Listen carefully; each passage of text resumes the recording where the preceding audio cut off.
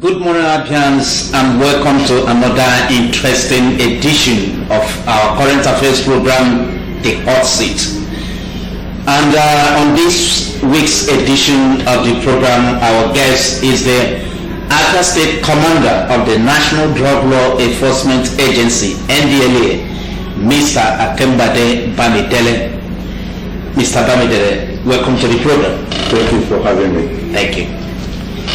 And before we proceed, it is good for me to acquaint you or let you know the functions of this agency of government. I'm going to mention two of them, and that too is related to the issue we are going to discuss on today's edition of our program.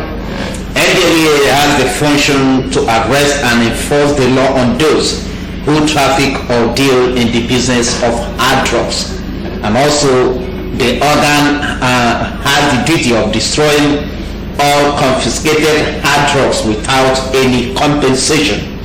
So these are the two functions. In fact, there are many of them, but I decided to concentrate on this issue, these two, because of the subject we are going to discuss today. Now, Mr. Bamidele, once again, welcome to Hot Seat. Thank you very much. Let me start this way. Can you share with us your assessment of the fight against hard drug in Abia State? Are we winning or are we losing? I know that it cannot be eradicated completely. It cannot. Thank you very much. I have an ambivalent position on this issue. One is that we are winning. On the other hand, when you assess the situation critically, you say that we are falling short of our expectation. Having said that, by the time we go into the analysis of this statement, then we will be able to make some clarification on this position. Okay, can you tell us the area we are winning and those areas you feel that we are lagging behind? Here, the area I think we are winning is we are making seizures. We are arresting those that are bringing these drugs, illicit drugs, into Abia State and destroying the life of our youth. We are winning because we are sending them to jail. Where we feel they rightly belong. We are winning because the state government now has come to realize the importance of NDLEA, and they are ready to partner with us into making sure that most of our recommendations are implemented. We are winning because by next year we will be training all the teachers in Abia State with a view to introducing drug education into the school curricula. We are winning because the federal government has come to realize that NDLEA need to be repositioned to be able to do its tasks effectively and efficiently by setting on the Presidential Task Force on the elimination of substance abuse in Nigeria. We are winning because this task force visited Abia State and interfaced with the state government and all the relevant stakeholders in the battle against drug trafficking and abuse in the state. Let me stop at that and go into area where we feel that we are falling short. I feel that despite all these efforts, we still begin to see that a lot of our youths are still involved in illicit drug substance abuse. We are having constraint because we have come to realize that there are some other drugs, illicit drugs, that are being manipulated by our youths for them to get the same effect which cannabis, heroin, cocaine, and other illicit substances will give to them. We are coming to realize that our parents are not playing their role as they should be. We are having constraint with manpower for us to be able to effectively police some of those flashpoints that hitherto these boys are using. We're having constraint because black spots, small protected black spots are springing up all over the places and making the job so tasking for us. That is the area which we think that we need to address as we progress in this discussion. Okay, I know very well that the family is the first agent of socialization. Now, concerning parents, are you saying that most of them are no longer playing their traditional roles in the family? Yes, parents, as we have come to, is the first contact that any youth or any child we first of all come into contact with, and they play a very big role in the building of the foundation of our youth. And now we have discovered that the parents are shying away from their responsibilities, passing the buck to government, passing the buck to teachers. You will realize that mostly on Sundays, where parents, both fathers and mothers, will be on their way to church, you see our youth on the street jogging, and from there they move to a joint. After jogging, to keep fit and to be physically fit, they move to drug joints and they move to beer parlor while their parents are in church. In our days, it cannot happen. If you have to do sport, you have to do your sport after church service. We are having the issue where parents are no longer asking the whereabouts of their children. And at the end of the day, the problem or the bulk of the blame are passed to government and security agencies for not doing their job. Parents are expected to do their role, perform their role effectively. We are having problems where communities are completely indifferent to what is happening in their environment. And that is what is chiefly responsible for when you have drug joints springing up in all communities, and you have the community leaders and youth unable to do anything about it.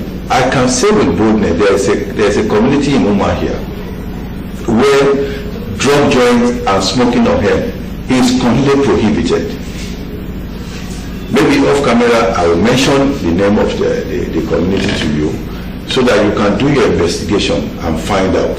We need community to stand up to these people. They are not above the law. They are not above the community in which they are born.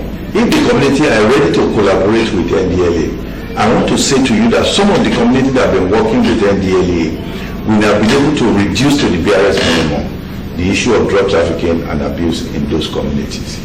Where you have security agencies going to this community to cooperate, and the youths form against themselves against arresting the drug baron in their community, and you can see where the AZs or the chiefs in those communities cannot do anything. But we don't want to kill anybody for coming to pick the bad person in that community, because the blood of the youth is not worth killing any youth for over the issue of a drug baron in their community. But I want to say that these people are smiling to the bank. They are making money. While, the barons are making money, while the community and the youth, where their future is getting destroyed every day. Okay, you talked about our youth after exercising. If you are in a bound Sunday, you will feel that maybe there is a demonstration by the youth. You see them exercising, playing. Are you saying that after doing that, they move to drug joints where they smoke?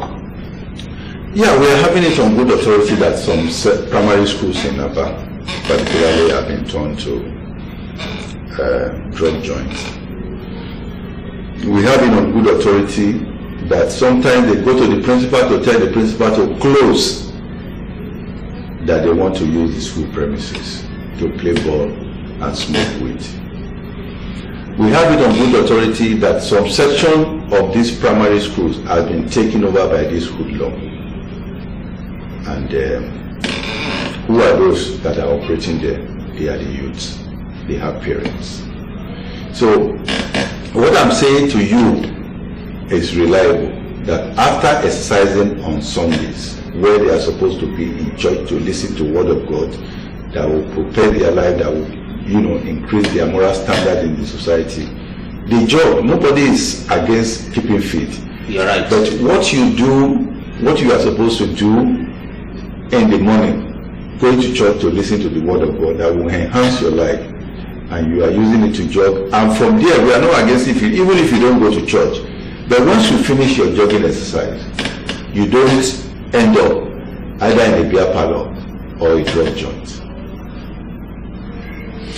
Now, since you're able to identify these schools which also will have done something on it, these schools are mostly in Abanot and Abasa local government area. Yes. Now, why is it possible, why is it difficult for your agency to go in? Yes, it is not as if it's difficult to go in, but you recall that where you have over 100 people either playing ball and you have spectators, you have to exercise some restraint in doing your work, so that at the end of the day you don't create victims out of people who are just legitimate football lovers or football watchers. So what we do is to identify the person that is selling. I want to stress here, NDLEA does not take to court. NDLEA does not detain users.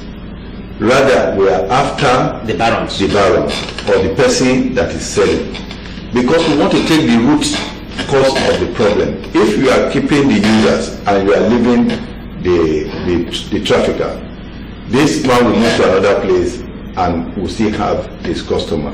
So what we do, we assess the situation, what we call threat assessment. Once you do your threat assessment and you know that it is not good for you to go and start to arrest people in a crowded area. So what we have to do is to identify the person that is selling and be able to remove it from their midst. And that is what we have been doing. As you remove one, another one comes to replace him. And the issue of manpower is very important. In all these schools, in developed crimes, you are supposed to have permanent security officers in all the schools, either the civil defense or the police or the NDLEA working together in all these schools. So if we can deploy to all these schools during the school hours and beyond, you see that the incidence of drug trafficking and peddling in our school premises will reduce. In addition to that, we are planning now that by next week we are going to interface with the two local governments and let them be aware that as the chief security officers in these two local governments, something needs to be done. This school, first of all, needs to be fenced.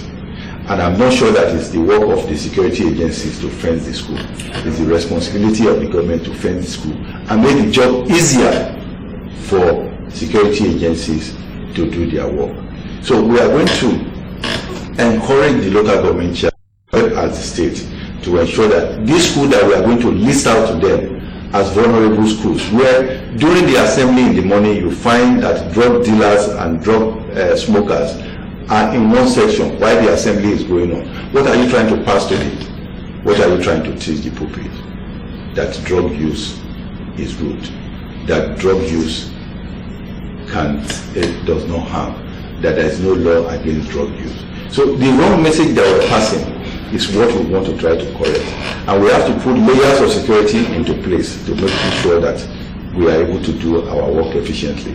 While the government is doing their own, the security agencies will be able to play their role. So what we are going to discuss with the local government chairman include the deployment of security agencies to these vulnerable schools, and the need to fence the school, and the need for us to have the cooperation of the principals and the teachers of the school in the fight against turning their compound into a drug spot. Okay. Are you getting any assistance from the state government, against state government? Yes. I want to say that we are ready to destroy our exhibit. We have about 7 tons of drug that we have seized and that we have concluded their cases at the Federal High Court. The state government is footing the bill for the destruction of this exhibit. And the state government has equally promised that they are going to support the NDLA logistically by providing us with vehicles for us to be able to timely response to some of the calls that we have. Now, you will recall that if we don't have vehicles to be able to move around when we are called, it is practically difficult for us to respond. And you know that time is of essence when you are dealing with the issue of crime. I want to say that the state government has equally appointed the deputy governor as the chairman of Drug Control Abuse Committee in the state. And we are working on the, like I mentioned in my introduction, that the training of the teachers will be done next year, and drug education will be infused into the school curricula in no distant time. Okay, during the course of our discussion, you talked about some communities in Abia working with you to ensure that we have a drug-free society. Don't you think that is good news? Yeah, it's good news, though it's coming rather a bit late, because once you have addicts in your community, once you have people that are using this drug, it is difficult to prevent the supplier from coming. Even in developed world where they have all the sophistication, wherever you have demand, definitely the supply will find a way to come in. So like I said, in some of these developed countries, even in some Asian countries where you have death penalty as the ultimate price that drug courier pays for trafficking drug into these countries, you see because there are demand in those countries, traffickers will take drug into those places. And that is why, if you are looking at the proliferation of black spot in Abia State, it's a result of because of the bulge in those that are demanding for this drug.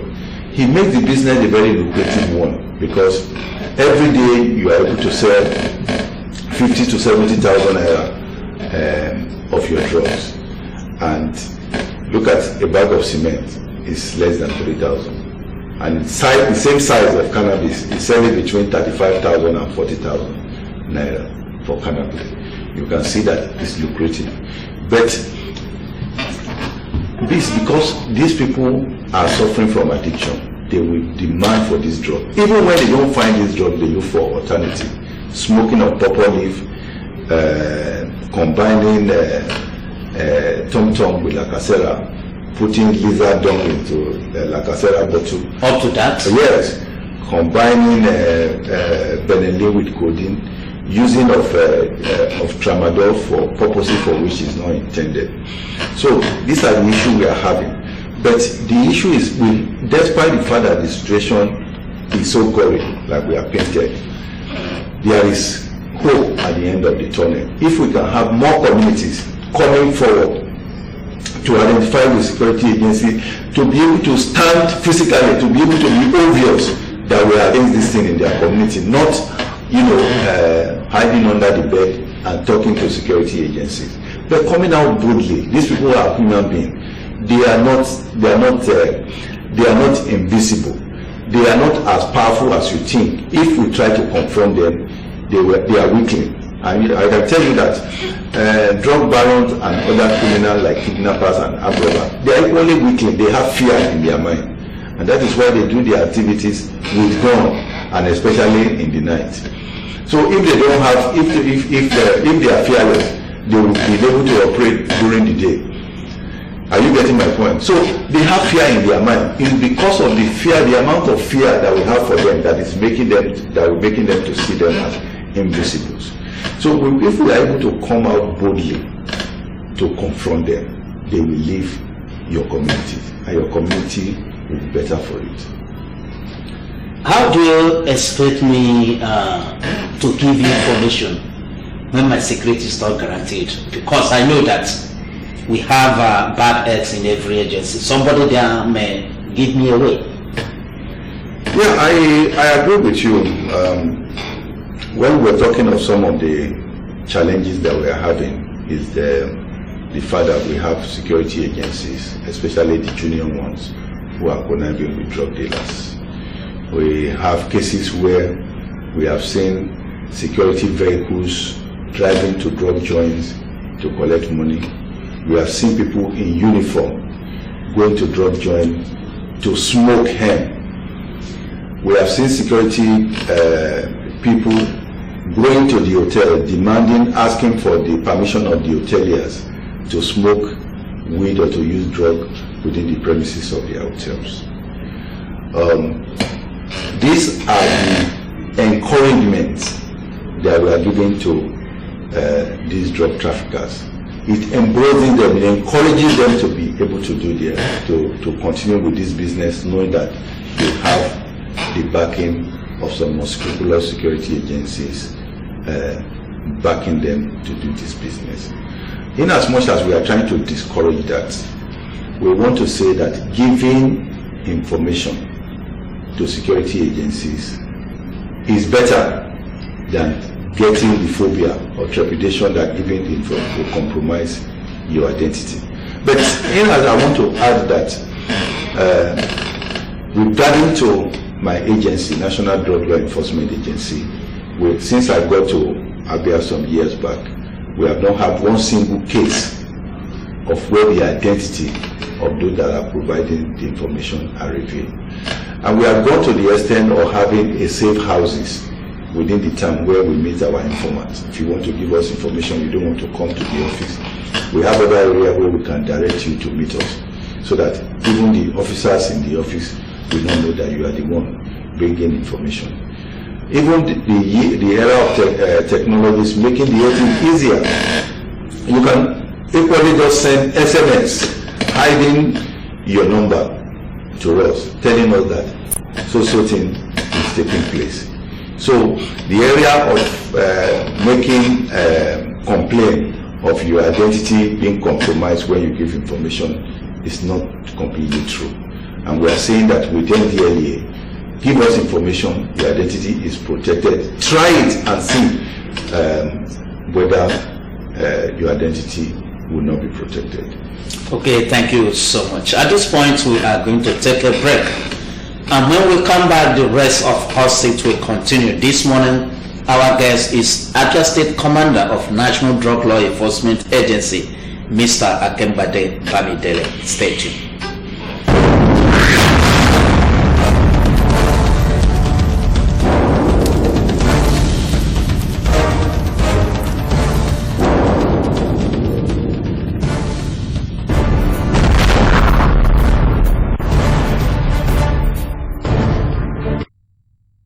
MCL Customer Care Service information. Please listen to the following instruction upon observation of any of the following on your television screen.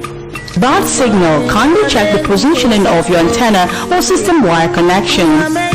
Initial card failure or card error. Please remove and bring your smart card to the office. Once your subscription or time expires, program rewrite or time expired will appear on the screen of the TV set.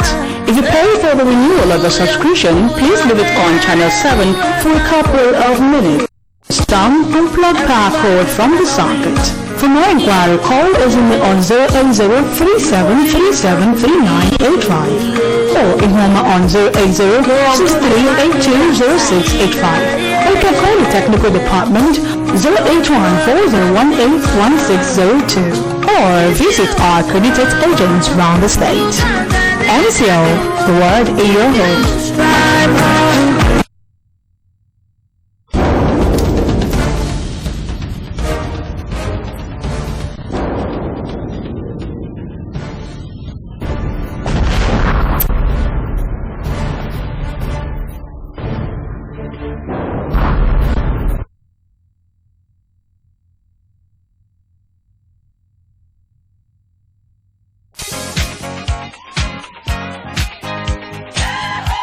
It's celebration time!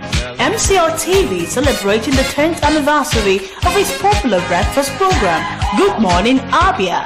You mean MCL TV Good Morning Abia is 10 years? Yes, the program that discusses diverse issues every day, Monday through Saturday, 8 o'clock to 10 in the morning. Social, Political, cultural, economic. educative and trending issues. MCL TV invites our friends and personalities who have featured on Good Morning Abia over the years. It will be exciting with moments to recall and celebrate. It will be a time to honor our regular guests, while pioneer guests will have the opportunity of appearing again on the program. The event will also feature the cutting of anniversary cake. MCL TV, the world in your home. It's a celebration.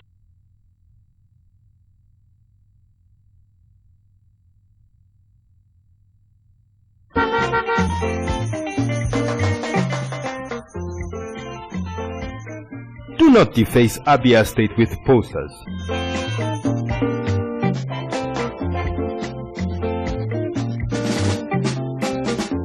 Do not defecate on our streets. Do not litter Abia State.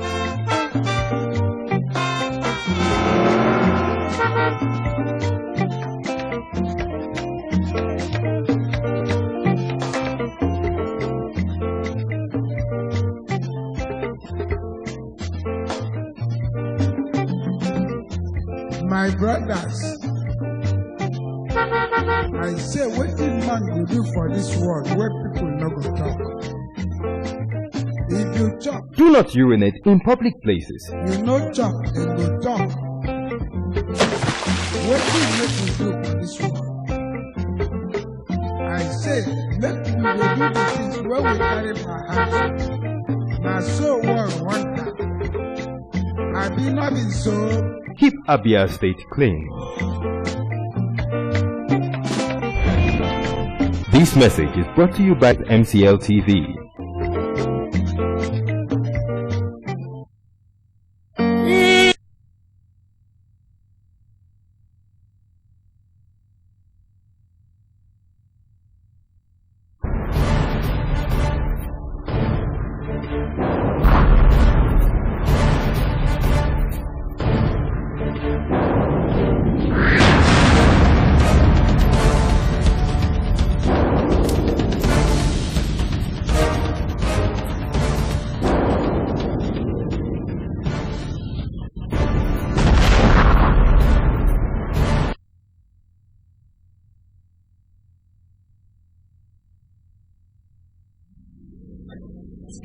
Welcome back to the program. This is Hot Seat. Hot Seat is a current affairs program, and my guest on this week's edition of the program is Abia State Commander, National Drug Law Enforcement Agency, Mr. Kembade Bamidele. Mr. Bamidele, I want to congratulate you on your so much achievements in Abia State, despite the numerous challenges. But it does appear that some corrupt law enforcement agents are compounding your problem. When you consider the number of hard drug outlets we have in Aba, they go there, they collect what is called title, and allow them to flourish. How do you see it? Yeah, I want to say that it's one of the challenges that we are facing. But I want to add that it is not the only reason why we are having increase in, we are having proliferation of drug joint or hotspots in the states. First of all, the role of security agencies is critical in arresting this issue. We have talked about the complicity of some unscrupulous security agencies. We have spoken about how they go to these joints, even openly in their vehicle given to them by government. Some of them that are not going there in government vehicles go there in their uniform, not only to collect money from these people, but also to use this substance. We are saying it's a kind of reinforcement given to these people that, since law enforcement agency I was involved, so we are free to use this substance anywhere we feel. We're equally dealing with issues where we have security agencies having area carved out for themselves, controlling the drug activities in some of this area. But we are dealing with this at the top. It's a problem of the junior ones, not something that is peculiar to the senior officers. But in as much as we want to say that that's one of the reasons why we are having proliferation, we equally want to say that inadequate patrol vehicles are equally a factor. We have equally mentioned that lack of parental care or control is responsible for where we are having more people. The more you have more people go into drug use, the more you have spots for them to use this drug. We are having the role of communities in not performing their roles as well, making sure that they cooperate with security agencies to deal with the issue of drug peddlers in their community. Some of these communities are where some youth, some these barons have built a youth army around themselves who are ready to die for them when security agencies come here to arrest them. And the community are aware, and they are giving these people title. These people are empowering the youth by buying them Okada or paying them every day to give them information when string faces come into their community. We have the issue of culture of gangsterism and cultism in our communities, which now before now you used to have the issue of cultists and gangs are only limited to university environment, but now you are having it in primary, you are having it in secondary school, and you are having it in community, you are even having it in streets in this thing. So let us not throw this blame alone to security agencies. While we are trying to do our own internal cleansing, making sure that we remove the hand of the security agencies from being complicit in this issue, we should look at the whole problem generally, so that when we are tackling it, we know that we are tackling it in a holistic manner, in such a way that everybody will be responsible and this problem can be solved. Thank you. Okay, still on that very issue, an unfortunate incident happened recently in an area known as Okojombo and Ntweke area of Aba. I don't know whether if you are aware. Yes. 9 houses were set ablaze, allegedly set ablaze by the police, who were said to be avenging the deaths of one of their own, one Alhaj. Now the residents in this very area attributed the crisis to a disagreement between some corrupt policemen and drug dealers in the area. Are you not worried that it's going to continue? Yes, it is inappropriate for us now to comment on this issue because, first of all, the state government has set up a panel of inquiry to look into The issue. And they are yet to submit their reports, and I'm sure they are going to do an excellent work in this area. And we're probably aware that by Monday, the House of Representatives is sending a team to Abia State to interface with security agencies and relevant stakeholders as regards what has happened in that community. And NDLEA is one of the agencies that have been invited to interface with this committee from the House of Representatives, and we shall be doing that on Monday.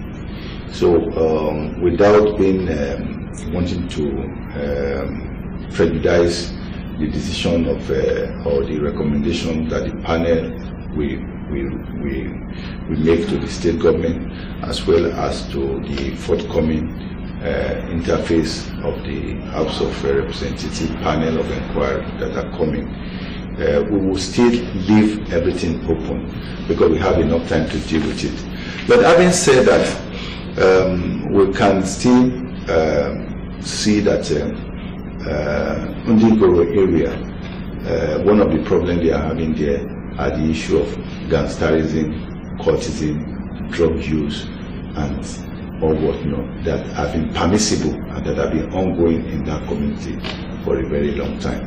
I think this incident are brought to the fore now, while the state government will need, the state and the federal government and all security agencies, we have to know where they are at fault as regards allowed this issue to fester this long regarding the Ndigoro area. The road needs to be fixed. There is a need for us to do a lot of enlightenment in that community, and that is what we shall be looking at as soon as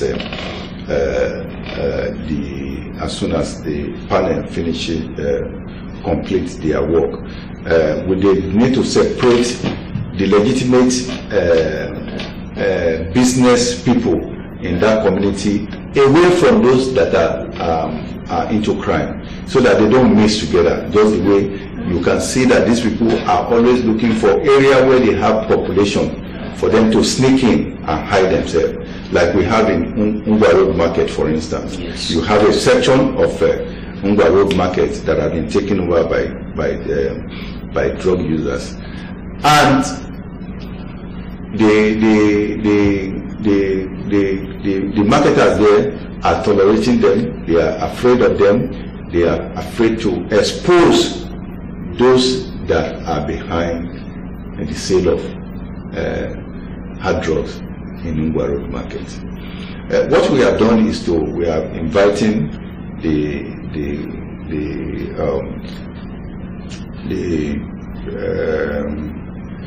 chairman of Ngwa Road Market for a meeting, for us to be able to see what we can do in that area. So there is need for us to separate the legitimate people who are performing their legal, who are law-abiding, doing their business, away from those people who want to hide under this crowd for them to perpetrate the issue. We don't want them, we don't want the community, we don't want market people to allow them in their midst. And the earlier we stand up to them, to deal with them, the better for us. Now, talking about enlightenment, how do you intend to pursue this very agenda? Because that place is densely populated. Yeah. That area is one of the where you have the highest concentration of people and businesses in Abia State, which before now people are not aware of, and there's a lot of economic gains that the government and the people of that area can make if we, all come together to address this issue. As regards the issue of awareness, it's an intangible work that people don't see it working on time, but that does not mean that we should not sensitize people. Some people in that community are not aware of the danger that these drug use are they are going to be doing to their health in future. They are going to suffer from lung problem, lung cancer. Their hearts are working either above the limit, or which we call stimulants. For those that are using tramadol, we have people that are using Benelli with codeine and Rufenol. Their heart are working below the normal distance. At the end of the day, they are going to have complications as they grow old. Yes. And anybody who is using drug is going to be slave to people who are not using drugs. They have to just know that at the end of the day, you will be working, you will be cleaning the house, you will be doing manual work for those that are staying off drugs. So the earlier we begin to let them know, open their eyes. The Bible says that my people perish for lack of knowledge. So if we need to just open their eyes for us to be able to sensitize them, it is not something that, the way government or the people will do their thing, we just do one enlightenment program and that ends this thing.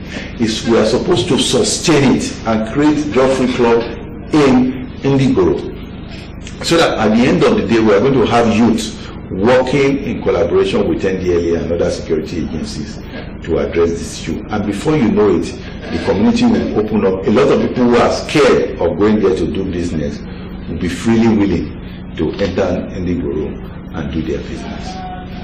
Okay, talking about the youth who are the main consumers, why the rising cases of drug abuse, especially in Aba?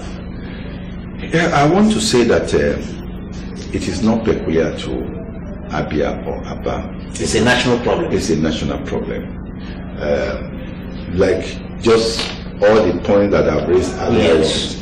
still suffice in this case. We have the issue of parents not taking care of their wards. We have the issue of unemployment. But if you are looking at Aba, nobody should lay claim that is unemployed in Aba. I'm aware that even those that are sewing our clothes, now at this time they will tell you that they don't want to take any cloth for Christmas again. You are right. Yeah. So if you are claiming that you are unemployed, why don't you go and learn how to do tailoring? Why don't you go and learn how to make shoes, which are in hot demand in that case? So nobody is going to tell you, oh, I'm unemployed in Aba. But you can see that a lot of things is permissible in our state. A lot of things are permissible in Nigeria. Now the issue of drug, the issue of gangster, the issue of cultism are constantly becoming a norm, which some of these youth, especially you, because some of us that study psychology, you know that there is a period where you have useful exuberance. They are supposed to, this period, they will misbehave, but it's not supposed to be something that they carry on forever. Are you getting my point? The earlier the parent, the earlier the community, the earlier the church, the earlier the government, and the earlier the security agencies identify their own different role in shaping the future of this youth, the better for all. It is not something that should be left in the hand of security agencies alone.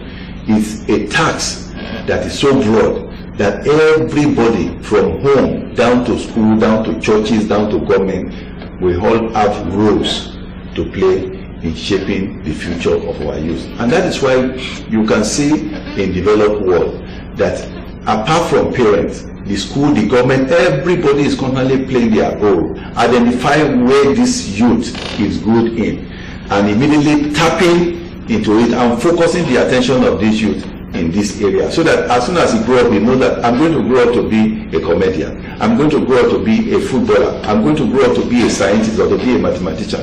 And the earlier that time that these youth are directed in that path, the Bible says that train your child the way he should go when he's young, and when he grows old, he should never depart from it. And these are the biblical injunctions that Europe and America, they are following. And we are just claiming that we are religious. We are not following that path. So blames are not to be given to security, at the doorstep of security agencies alone. You know, abroad, like we say, they provide information every day. People that are retired are in their houses are watching what is going on their street. Everybody is conscious. Everybody is conscious. But here, fear of the phobia of the people has, made them to be bigger than us, whereas they are not supposed to be bigger than us. Have you thought of making use of the church in this fight? Yes. Before now, we have been working, in collaboration with some churches, and it's working. They have been inviting us to their youth program, and we have been making PowerPoint presentation in some of these churches. This year, we are collaborating with some NGOs. We have some programs on the radio quarterly, which the NGO are footing the bill. We have a rehabilitation in NDLEA where people who can afford to bring their words for rehabilitation and counseling are equally bringing them. We work with Daniel Nwankwo Foundation this year to train about 35 teachers in Namba here, and they were trained by the UNODC. We have seen the success recorded from this exercise. That's encouraging. Yeah, so we have equally made the proposal to the state government, and that is the one I mentioned earlier on. We are looking at where we can bring these white people who are willing to train them free, provided we just give them hotel and make sure that they are secure. Train all the teachers with collaboration with NDLEA, and let the teacher carry on from there, teaching these children in the primary and secondary school. So at that earlier stage, they are already abreast of the danger inherent in drugs. They already know how this drug look like. They know what tramadol look. They know when your friend now begin to say, take this one for this. You know that, no, this tramadol is for the treatment of excruciating pain. It is not for me to have multiple sex partner. It is not for me to stay away to be able to read my books. So as long as they know this thing earlier on, then they will be able to grow with it and develop with it and become a good citizen of Nigeria. So awareness is key. And we are doing everything possible to make sure that we bring in all the relevant stakeholders, like you have mentioned, the churches, the mosque where they exist, the schools where they are willing. But I want to add that some of the schools, when we approach the principal that we want to come and do enlightenment in their school, they demand for money. You see? So not thinking that we are just coming to sell drugs. No, we are not coming to sell drugs. We just want your pupil to be aware so that they won't become a problem for you. And even when they become person in future, they remember their teachers.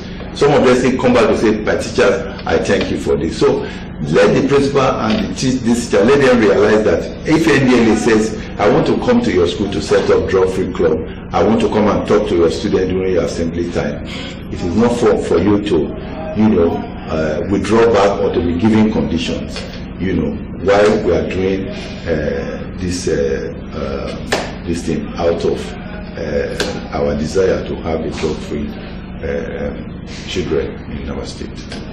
Thank you very much. Now, is it possible for you to tell us how many convictions you have secured this year? Yes, I want to say that, this year we discovered a clandestine laboratory where they are making diazepam. Is it in Aba here? In Aba here, and we are able to pull down this laboratory. We are able to seize their equipment.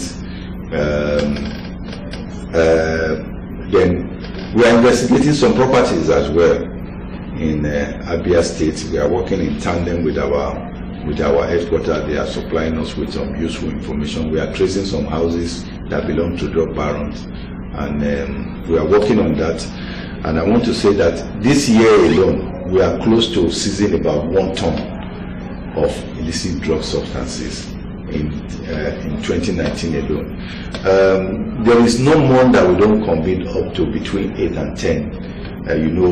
The process of making conviction is very rigorous. Yes. If they plead guilty, they are sentenced immediately. If they plead not guilty, the case will continue for it lingers for some time. But I want to say that between January and October this year, we have over 57 successful prosecutions that we have recorded. But we only want to add that we are pleading with our judges to making sure that these sentences are severe enough to serve as deterrent. Why we don't want to ask them what they should do when they sit as our Lord in court. But we want to say that making the sentences to be very severe and making the option of fine to be very, very difficult for them to pay will make them to desist from. So if we give them a ridiculous option of fine, or we sentence them to terms of imprisonment, which they are willing to just go in there and serve and come out, they will not take the matter of drug trafficking as seriously as they should. So we are using this medium to even plead with our judges to make sure that they tighten the noose around those people that we bring to them for judgment. Okay, thank you very much, Mr. Akembade Bamidele. This is how far we can go as far as today's edition of Hot Seat is concerned. Like I have been saying during the process of this very program, our guest today has been the Abia State Commander, National Drug Law Enforcement Agency, Mr. Bamidele Akembade. He has been telling us how they have been waging the war against hard drugs in Abia State. From what he says so far, there is good news and there is also bad news. But the most important thing is that as a parent, you have a role to play. Teach your child the dangers of consuming hard drugs. Spend quality time with your children.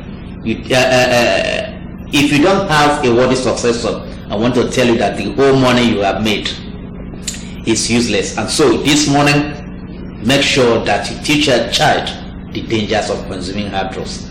Mr. Bamidele, I want to thank you for spending part of your weekend with us. Thank you so much. God bless you. Thank you. God bless you. And from me, Chimezie Ozems, I want to thank you for being part of today's edition of the program. Join us next Saturday when we have another guest on this hot seat. Good morning.